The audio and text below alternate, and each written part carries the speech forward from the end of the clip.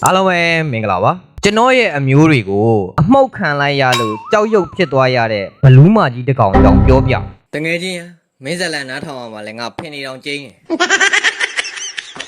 အဲ့တော့ကြောက်ရွံ့မဖြစ်ချင်ဘူးဆိုရင်အမှုတ်မခံနဲ့ပေါ့ဗျာဒီဘလူးမကြီးရဲ့နာမည်ကဖိစွာစမောလို့ခေါ်တယ်ပင်လေပြာတဲ့ကဘလူးမကြီးပေါ့လေထိုင်းနိုင်ငံကဒီကမ်းခြေမှာဒီဘလူးမကြီးကိုတော်တော်များများမြင်ဘူးကြမှာပါဒီကမ်းခြေမှာသူမကြိုက်တဲ့အရာတွေတွားပြီးတော့လှုပ်လို့မရအောင်တွားပြီးတော့လဲပါဇက်တယန်းလို့မရအောင်ဘာဖြစ်လို့လဲဆိုတော့ဒီနေရာကကျွန်တော်တို့ဟိုးအရင်တုန်းကဆိုရင်လူတွေခဏခဏရေနစ်ပြီးတော့သေကြတယ်တချို့တွေပြောတာကကျတော့ဒါကဘလူးမကြီးရဲ့ကျိန်စာလို့တော့ပြောကြတယ်ဒီဘက်ကိုကြည့်လိုက်ရင်လေဒီဘက်ကကြောက်ဆောင်လေးပေါ်မှာဆိုရင်လေယောက်ျားလေးတစ်ယောက်ထိုင်နေတယ်ဒီဘလူးမကြီးနဲ့ဒီဘက်ကကြောက်ဆောင်ပေါ်မှာထိုင်နေတဲ့မင်းသားလေးနဲ့ကဟိုးအရင်တုန်းကအချစ်ဇလန်းတွေရှိခဲ့ကြတယ်အဲ့ဒီအချစ်တွေကြောင့်ပဲဒီဘလူးနဲ့လူနဲ့သွားကြိုက်မိပြီးတော့ဒီနေရာကြီးကအဲ့လိုမျိုးကျိန်စာလိုပုံစံမျိုးကြီးဖြစ်နေတယ်ကျွန်တော်ကတော့ရှင်းဝင်ရဆိုပါဒန်နာကြီးတွေထဲမှာတော့အခုဒီဘလူးမကြီးရဲ့အောက်တဲ့မှာတူနေခဲ့တဲ့လှိုင်ကူကြီးရှိတယ်လို့တော့ပြောကြတယ်ကျွန်တော်တို့စီကဘလူးတွေကကုန်းပေါ်ရောက်နေပြီးတော့သူတို့တွေစီကဘလူးကဘာလို့ရေအောက်ထဲရောက်နေတာလဲဆိုတော့ကျွန်တော်လည်းကောင်းကောင်းကြီးတော့နားမလည်ဘူးဗျဒန်နာကြီးထဲမှာတော့ဒီဘက်ကကြောက်ဆောင်ပေါ်မှာထိုင်နေတဲ့မင်းသားလေးရဲ့နာမည်က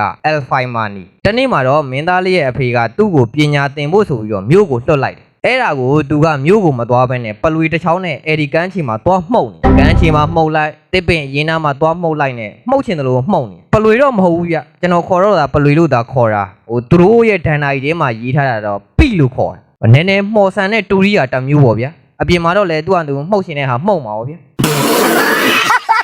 အဲ့ဒါနဲ့ပဲ तू ကမှုတ်တာပေါ့ဗျာကမ်းခြေမှာတောက်ကြောက်ထိုင်မှုတ်နေအဲ့ဒါကိုရေအောက်ထဲမှာနေတဲ့ဒီဘလူးမကြီးကကြားပါလေရောအဲ့တုန်းကဒီဘလူးမကြီးကဒီရေအောက်ထဲကလှိုင်ကူကြီးထဲမှာပဲနေတာဒါပေမဲ့ဒီအတန်ကိုကြားတဲ့အခါမှာတော့ဒီအတန်ကတော်တော်လေးနားထောင်ကောင်းပါလားဆိုပြီးတော့ဘလူးမကြီးကမနေနိုင်တော့ရေထဲကနေထွက်လာပါလေရောကြည့်လိုက်တော့လေဟာဒီဘဲကတော်တော်မှုတ်ပါလားပေါ့နော်ယူပါကိုကြည့်လိုက်တော့လေယူပါကလုံးဝဂျလန်းဆိုတဲ့အခါကျတော့ယူပါကလည်းလန်းအမှုတ်ကလည်းကောင်းဆိုတော့အဲ့ဒီမှာဘလူးမကြီးကမြင်မြင်ချင်းချစ်မိသွားတာပေါ့ဗျာသူ့ကြည့်တော့ဒါ तू ကဘလူးမဖြစ်နေတာနော်လင်သားကယူသေးတာဘလူးမဖြစ်တာတောင်အဲ့လောက်လင်သားယူနေတယ်ဆိုရင်လူသားဖြစ်ရင်တော့ဘလောက်တောင်လင်သားယူလိုက်မလဲဆိုတာကိုယ့်ဟာကိုယ်သာစဉ်းစားကြည့်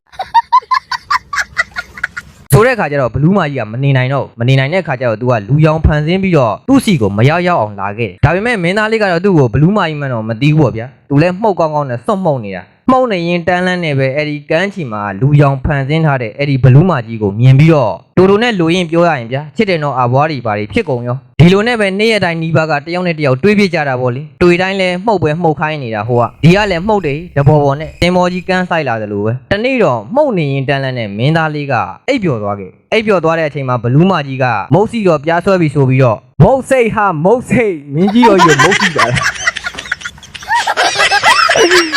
းဟို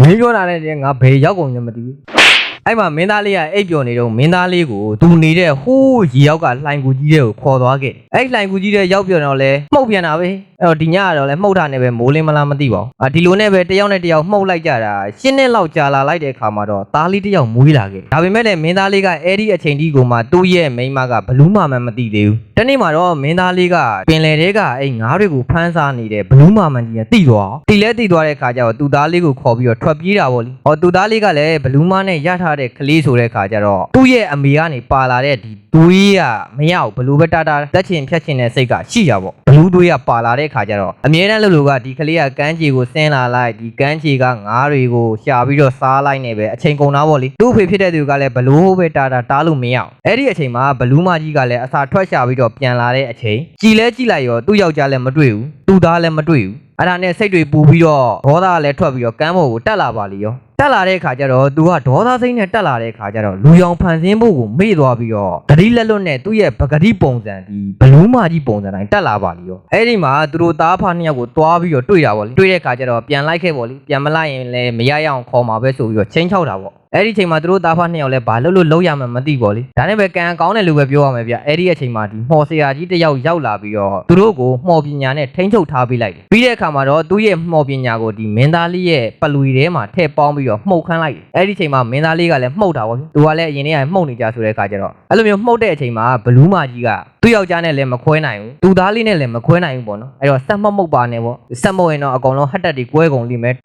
မရရင်ဘူးမရရ တော်ပါတော့ဆိုပြီးတော့တောင်းမှန်တော့ဗျာဘလူးမကြီးကဒါပေမဲ့မင်းသားလေးကမရဘူးလူနဲ့ဘလူးနဲ့ဆိုတဲ့အခါကျဘလူးမအဆင်မပြေဘူးဒါနဲ့ပဲစက်မှုတ်တာပေါ့ဗျာမှုတ်နေရင်တန်းလန်းနဲ့ပဲဘလူးမကြီးလည်းအဲ့ဒီနေရာမှာပဲနှလုံးကွဲပြီးတော့ကြောက်ရွံ့ကြီးဖြစ်သွားတော့တာပဲမင်းသားလေးလည်းမျက်ရည်တွေပါတွေကျတာပေါ့လေတချို့တွေကြတော့လည်းဒီဘလူးမကြီးကအချစ်ကြောင့်ကြောက်ရွံ့ဖြစ်သွားရတယ်ဆိုပြီးတော့တနာကြတဲ့သူတွေလည်းရှိကြတာပေါ့လေထိုင်းနိုင်ငံမှာသူတို့2ယောက်အကြောင်းကိုရေးတဲ့စာရေးဆရာတစ်ယောက်ရှိတယ်။အဲ့ဒီစာရေးဆရာကသူတို့2ယောက်အကြောင်းကိုရေးတာအချိန်ဘယ်လောက်ထိကြာလဲဆိုရင်1822ခုနှစ်ကနေ1844ခုနှစ်ထိစုစုပေါင်း22နှစ်ထိကြာတယ်။အဲ့တော့ကျွန်တော်စဉ်းစားတယ်အေးလေ22နှစ်ကမကြာဘဲနေမလား။သူကအလင်းမာတွေမှုန့်နေတာနဲ့အချိန်က22နှစ်လောက်ကကုန်နေတာ။ဇလန်းကြီးတစ်ခုလုံးကလည်းအဲ့မှုန့်နေရင်းနဲ့ကိုပဲပြီးနေတယ်။အဲ့တော့ပေးခြင်းတဲ့ message ကတော့တကယ်ချစ်ရင်မမှုန့်ပါနဲ့ဆိုတာပါပဲ။ကြောက်ရွံ့မဖြစ်ချင်ဘူးဆိုရင်အမုံမခံနဲ့ပေါ့ဗျာဆိုတော့အားလုံးပဲတတ်တာပါ